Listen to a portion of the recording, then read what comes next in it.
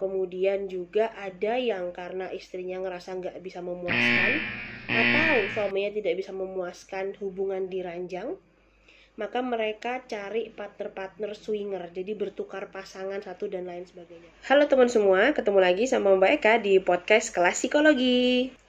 Oke teman-teman, gimana kabarnya? Mbak Eka selalu berharap semoga teman-teman semua selalu dalam lindungan Tuhan Yang Maha Esa, serta nggak kurang atau apapun ya, dan sehat walafiat. Amin amin ya rabbal alamin. Nah kemudian untuk teman-teman yang baru bergabung, Mbak Eka ucapkan selamat datang kepada teman-teman semua. Selamat menikmati berbagai konten atau tayangan yang sudah Mbak Eka upload ya. Semoga ada hal positif yang bisa teman-teman ambil atau teman-teman petik dan bisa teman-teman terapkan di dalam kehidupan sehari-hari. Baik teman semua, pada kesempatan kali ini Mbak Eka mau sharing lagi nih tentang seputar permasalahan psikologis ya. Nah ini adalah kiriman dari teman-teman juga, cuman kembali lagi masuknya ke Instagram Mbak Eka ya. Nah teman-teman semua, ini dia kasusnya. Sambil Mbak Eka bacain ya. Nah ini ada masuk. Malam Mbak Eka, ini aku mau menikah. Ada saran atau tips nggak supaya aku lebih siap? Karena menuju pernikahan kami, aku rasanya ragu dan banyak masalah. Aku makin merasa karakter dia nggak cocok sama aku. Itu wajar apa enggak ya? Terima kasih. Oke, mohon disamarkan. Nah baik teman semua, pembahasan kali ini sangat menarik ya. Ini Mbak Eka pilih satu karena sebenarnya ada beberapa yang mirip-mirip tapi terkait pacaran ya. Jadi karena mirip terkait pacaran dan terkait ini jadi mau nikah, maka Mbak Eka rangkum dan Mbak Eka pilih yang emang udah serius ya. Nah nanti teman-teman yang lain yang juga mengirimkan ke Instagram Mbak Eka di Chops Konsultan, teman-teman bisa menerapkan hal yang sama. Meskipun dalam level teman-teman mungkin masih sebatas pacaran atau pengenalan ya, tapi nggak ada salahnya teman-teman juga nanti mulai menerapkan apa yang akan Mbak Eka sharingkan. Oke gitu ya. Nah teman-teman, sebelum kita mulai silahkan cari posisi yang paling nyaman untuk menikmati podcast yang akan Mbak Eka tayangkan ya. Apabila nanti podcastnya bermanfaat, teman-teman gak usah ragu-ragu, langsung aja deh share ke semua media sosial yang teman-teman gunakan. Supaya apa? Lebih banyak lagi orang-orang yang belajar dan mengenal berbagai ilmu psikologi ya. Nah baik teman semua, oke teman-teman udah pada posisi nyaman ya. Nah sekarang Mbak Eka akan mulai nih teman-teman. Dari persoalan yang muncul tadi dibahas bahwa dia udah mau nikah, kemudian ngerasa ragu ya, kemudian minta tips apa yang sebaiknya dilakukan supaya dia lebih yakin karena ngerasa mulai nggak yakin sama pasangannya, dan perasaan itu wajar apa enggak sih? Nah oke teman-teman semua, berdasarkan pengalaman di lapangan ya, berdasarkan pengalaman mereka di lapangan, sebenarnya hanya ada dua hal atau dua faktor yang sering sekali jadi penyebab permasalahan itu muncul ya teman-teman ya. Nah apa aja sih itu teman-teman? Yang pertama itu adalah terkait permasalahan karakter ya. Jadi permasalahan karakter.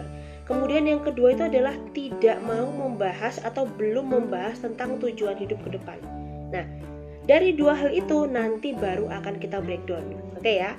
Jadi dari permasalahan yang disampaikan teman mereka tadi ya, hanya ada dua sebenarnya masalah utama ketika seseorang itu akan menghadapi pernikahan ya. Yang pertama masalah karakter, yang kedua adalah masalah tujuan atau pandangan ke depan. Maka kita akan breakdown teman-teman semua. Nah baik teman-teman, yang pertama yang nomor satu ini adalah yang terkait dengan masalah karakter ya teman-teman.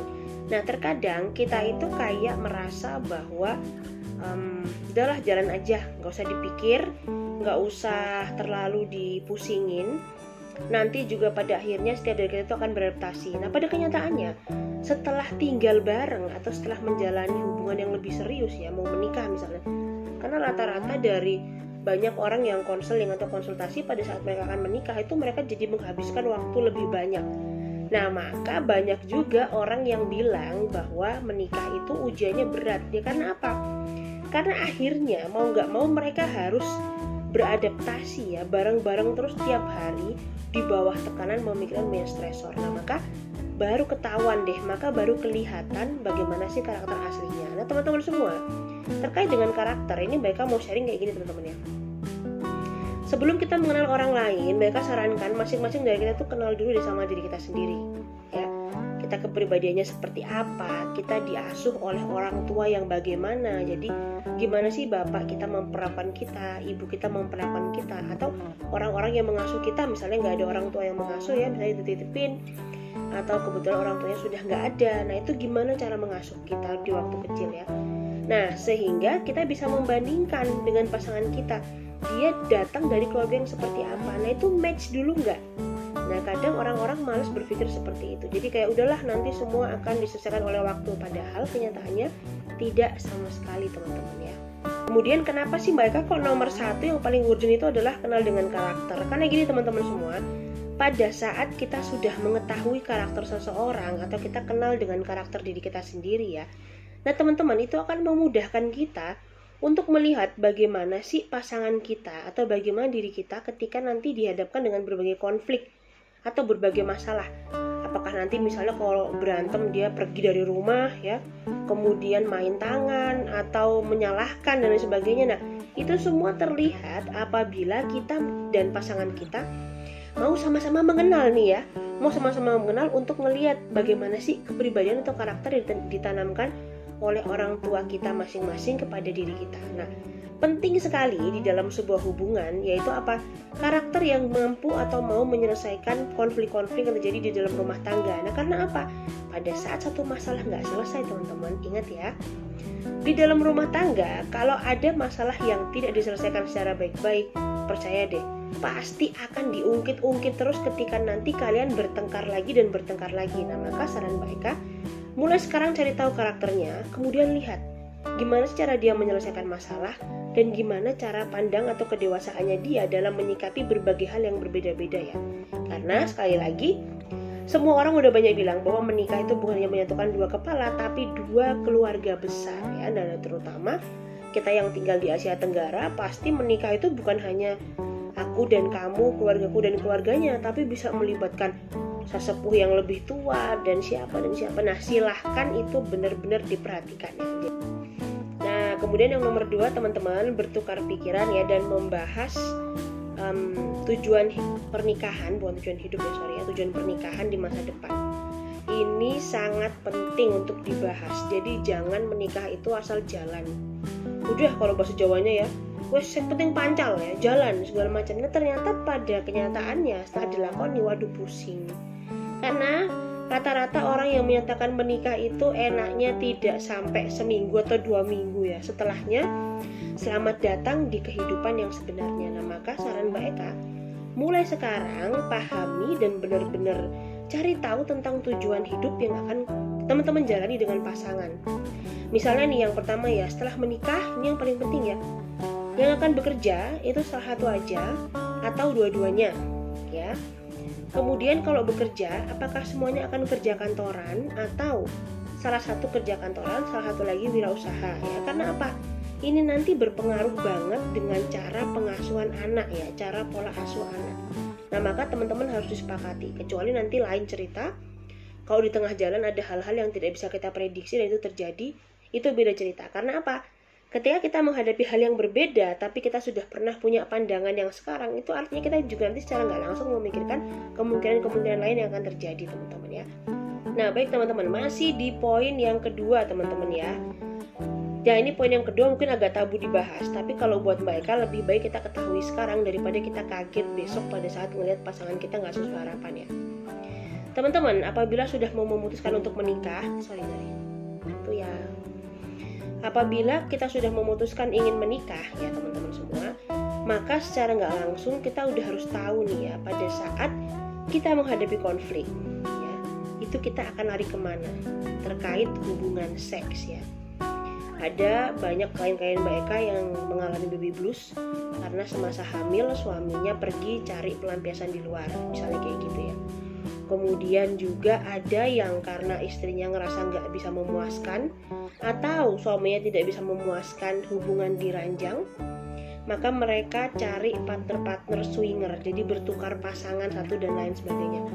Itu udah bukan hal yang harus dirahasiakan lagi teman-teman. Nah, tapi alangkah baiknya dibicarakan dari sekarang ya. Gimana sih? Karena situasi itu pasti terjadi teman-teman ya. Badan yang berubah bentuknya, mood yang naik turun ya, terutama udah menikah, apalagi lagi hamil dan lain sebagainya. Sepakati dari sekarang, jangan asal bilang, pokoknya kamu kalau selingkuh pas aku gini, aku nggak mau loh ya, aku nggak suka. Jangan seperti anak kecil ya. Rumah tangga ya, itu ibaratnya adalah fondasi bagi kehidupan anak-anak kita di masa depan, teman-teman semua. Nah, maka silahkan dibicarakan termasuk tentang hubungan seks ya. Supaya apa? Tidak terjadi kesalahpahaman dan penyesalan di akhir ya. Karena seperti yang kita tahu, namanya seksualitas di dalam hubungan pernikahan itu bisa membawa dampak yang bahagia dan sebaliknya. Jadi kalau teman-teman pasif dan ngerasa udahlah nggak enak, udahlah apa segala macam, itu tahu-tahu udah ribut aja karena ada pelakor dan lain sebagainya ya, saling balas dan lain sebagainya. Nah, kita juga harus memikirkan karena pernikahan ya, mereka juga nggak bilang semua orang menikah itu pengen punya anak, karena mereka juga punya beberapa teman yang mereka menikah nggak pengen punya anak, dan itu sama-sama disepakati. Nah, tapi ketika kalian punya anak, kalian harus berpikir juga kesehatan psikologis untuk anak-anak kalian. Karena apa? Pola asuh yang mereka lihat saat ini itu akan mereka bawa sampai di kehidupan mereka yang akan datang. Kemudian poin yang ketiga, teman-teman. Nah, pada saat kalian akan menikah, pastikan kalian sudah membahas. Kira-kira besok kalau udah punya anak, ini anak mau dibesarin dengan karakter yang kayak gimana? Ikut pola asuh dari ibu kah? Atau ikut pola asuh dari bapak kah? Ya. Dan kira-kira pola asuh tersebut itu masih relevan nggak ketika nanti anak ini lahir dan untuk kehidupan anak ini di masa depan ya. Karena kita menikah itu artinya berpikir jangka panjang, dan mereka nggak bosan-bosannya mengingatkan namanya pernikahan, menjadi orang tua atau menjadi anak ya. Semua itu adalah proses pembelajaran seumur hidup. Jadi teman-teman jangan kira ya udahlah sama aja kayak bapak ibuku dulu yang ngopeni aku, nggak bisa ya. Karena zaman terus berubah, kalau kita nggak mau kehilangan anak kita atau kita nggak mau ditipu-tipu sama anak kita ya, maka menjadilah pribadi yang terus belajar. Oke, yang terakhir teman-teman, nah ini yang terakhir adalah bagaimana cara mengelola uang ya, dan bagaimana keterlibatan orang lain di dalam hidup rumah tangga kalian ya. Nah, jadi keterlibatan orang lain di dalam kehidupan rumah tangga, ini mereka bahas yang itu dulu daripada yang soal uang ya. Ini sama aja kayak buah simalakama atau dua mata pedang atau dua mata pisau ya. Kita terlalu open sama orang lain juga jadi masalah. Kalau kita nggak cerita, kita sendiri yang kena stres. Nah, maka teman-teman sepakati batasan mana sih yang orang lain boleh tahu, dan batasan mana yang sama sekali itu cuma boleh dibahas di dalam keluarga. Supaya apa? Nanti pada saat kalian sudah nggak bertengkar, misalnya lagi ada ribut besar ya, kalian curhat di medsos, di ini, kemudian ngontakin keluarganya si A, si B, si C, si D. Nanti pada saat teman-teman mengalami hal yang sama, orang-orang itu udah hafal, itu emang keluarganya nggak bener, nggak beres, karena nggak bisa nyelesain masalah, melibatkan banyak orang di dalam konflik rumah tangganya dan sebagainya. Padahal bisa jadi pada saat itu kalian sebagai orang-orang yang merasakan situasi itu benar-benar butuh bantuan ya. Tapi karena nggak bisa punya batasan sejauh mana sih yang harus di-share apa enggak, akhirnya mau nggak mau malah hubungan kita, rumah tangga kita tuh jadi bahan perbincangan di antara orang-orang, jadi konsumsi publik ya. Yang ada ya kita cuma jadi kayak bahan ejek-ejekan, olok-olokan ya. Dan itu sama sekali nggak baik buat kehidupan pribadi kita, karena hal itu akan dikenang seumur hidup teman-teman. Nah, kemudian yang soal keuangan ya teman-teman, silahkan dilihat, dihitung betul, diperhatikan ya. Karena zaman sekarang ya namanya perputaran uang itu juga meskipun besar, meskipun mudah perputaran uang ya, tapi satu lagi pengeluarannya pun juga jauh lebih mudah. Nah, silahkan dipikirkan baik-baik. Jangan sampai udah asal jalan itu tahu-tahu ribut karena sudah nggak ada tabungan, sudah habis ya. Ada yang namanya berumah tangga, sabun habis, odol habis aja bisa jadi ribut, bisa jadi berantem ya. Dan apalagi yang ada anduk basah ya, kos kaki sembarangan dan sebagainya kayak gitu ya teman-teman ya. Nah, jadi ingatlah bahwa sebenarnya proses menjadi orang tua atau proses rumah tangga itu adalah proses pembelajaran seumur hidup. Jadi nggak ada yang terbaik, nggak ada yang terideal, dan nggak ada yang paling betul. Artinya apa? Semua harus belajar, semua harus legowo. Gitu ya teman mereka yang tanya itu tadi. Nah, silahkan. Wajar nggak perasaannya? Tentu sangat wajar ya. Karena apa? Setiap hari jadi lebih sering bersama, jadi lebih kenal. Nah, jadi ngerasa aduh ini cocok nggak sih sama aku dan sebagainya. Tapi yakin deh, kalau kalian sejak awal pacaran itu sudah seneng, sudah saling kenal, dan sudah yakin, percaya aja nggak akan terjadi apa-apa di dalam hubungan kalian. Gitu ya, mereka doakan semoga yang bertanya dilancarkan sampai hari pernikahan teman-teman semua ya. Dan dilancarkan juga sampai hari pernikahan untuk teman-teman yang baik upload atau yang baik ambil kasusnya. Ya kan tadi sekali lagi, tidak semua Mbak Eka ambil karena mirip-mirip rata-rata. Kalau masalah pacaran-pacaran ya Mbak Eka takutnya nanti jadi keliru ya. Nah tapi ini akan Mbak Eka edukasikan sekalian karena ada yang tanya pas mau nikah. Nah gitu teman-teman semua ya. Semoga ada hal positif yang bisa diambil, dan yang jelek-jelek buang aja deh, nggak usah dilihat ya. Oke teman-teman, silahkan juga tonton video sebelumnya. Siapa tahu ada kasus atau persoalan yang relate dengan kondisi saat ini, kemudian teman-teman jadi terinspirasi untuk bisa keluar dari masalah yang sedang dihadapi ya teman-teman semua. Titip salam untuk orang-orang tercinta di sekitar kalian, dan sampai jumpa pada video-video yang lain ya. Dadah.